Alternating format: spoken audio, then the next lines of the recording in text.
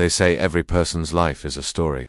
Some lives are simple, some are filled with ups and downs, and some have unexpected twists. But every story has a beginning, a middle, and an end. Have you ever heard the phrase, curiosity killed the cat? It means being too curious or nosy can get you into trouble. Well, in our story today, curiosity almost killed a kitty, but instead it taught her a valuable lesson about trusting herself. A white cat named Grace in a world full of colors. There was a white cat named Grace. She wasn't just any cat, she was special. Her fur was as white as fresh fallen snow, her eyes shone like sapphires, and her paws were as delicate as flower petals. People in the village thought she was a good luck charm. Oh, seeing a white cat brings 7 years of good luck, they'd say. But Grace didn't care much for people or their beliefs. She preferred exploring the world on her own terms. One sunny morning, Grace slipped out of the house and ventured into the nearby woods. She loved these woods. Tall trees created a leafy roof overhead, hiding the sky. Sunbeams peeked through the leaves, painting dancing patterns on the ground. Squirrels chattered from branches, birds sang in the trees, and butterflies fluttered among the flowers. There was always something new to discover here. Her attention was caught by a butterfly unlike any she'd seen before. It had wings like stained glass, shining shades of red, orange, and yellow. Grace had never seen such beautiful wings.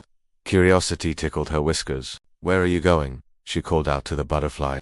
The butterfly landed gracefully on a leaf, and Grace followed. She sat down opposite the butterfly and watched it sipping nectar from the flowers. Grace couldn't help but ask, "Why don't you fly higher? Up in the sky, the view must be amazing." The butterfly raised its head and seemed to smile.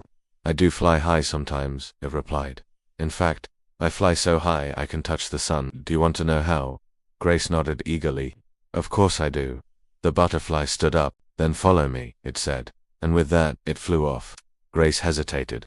Usually, she liked exploring alone, but she couldn't resist the chance to touch the sun. Besides, she knew these woods well. She wouldn't get lost.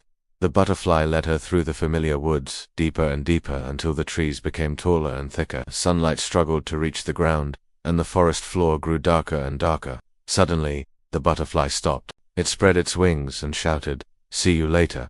Then it flew straight up, higher and higher. It vanished into a hole between two trees, leaving Grace all alone. In a dark, unfamiliar part of the woods, Grace realized she had no idea where she was. She looked around frantically, but all the trees seemed the same.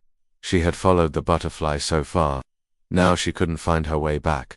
Fear pricked her paws. "I should have listened to myself," she whispered. "Now I'm lost, and if I stay here, I'll be in big trouble." Just then she heard a low growl. "Hello, little kitty," a voice hissed. Grace spun around to see a pair of glowing eyes staring at her. Another growl rumbled in the cat's throat, and Grace knew she was in danger. She had wandered into the territory of a wildcat, and now it wanted to make her its dinner. The wildcat pounced. Grace shut her eyes tight, bracing for the worst. But the wildcat didn't land on her. Instead, she heard a loud meow. When she opened her eyes, she saw a big brown cat standing in front of her. It was blocking the wildcat with its body. "Get lost, meanie," the brown cat snarled. "This kitty doesn't want anything to do with you." The wildcat hesitated, then slunk away into the bushes. Grace wanted to thank the brown cat, but it had already vanished. Back home, shaken but unharmed, Grace hurried back to the familiar part of the woods. When she finally slipped out of the trees, she saw her house in the distance. Relief washed over her. She raced toward home. That night, curled up on her favorite rug, Grace sipped warm milk from a saucer. She was grateful to be safe and sound. Her owner stroked her fur. "Don't wander into the woods again, Grace," she said. "It's dangerous." Grace purred and snuggled closer. "I won't go back there," she promised. She had learned her lesson. The next morning, Grace woke up with a start. Sunlight streamed through the window. She looked around and gasped. She was in a strange room. Not her room. Where was she? Panic surged through her. She remembered venturing into the woods and then meeting the butterfly, the wildcat, and the kind brown cat. Had she dreamed it all? Was she still in the woods? She needed to get out. She sprang off the bed and raced to the door. She pushed it open and stepped outside. She was in the woods. She quickly found the hole between the trees. It was just as the butterfly had shown her. Grace hesitated. Should she go through the hole? What would she find on the other side?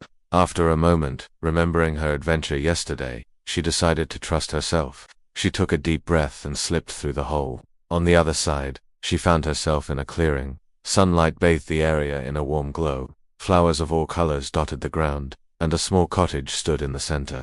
Grace approached cautiously. She had never seen this part of the woods before. The clearing seemed magical. As Grace approached the cottage, the door opened. A kind-looking woman stood in the doorway. "Hello," she said with a warm smile. "Can I help you?" Grace hesitated, not sure what to say. I'm lost," she finally whispered. The woman's smile widened. "Well, you've come to the right place. Come in, come in." The woman led Grace into the cozy cottage.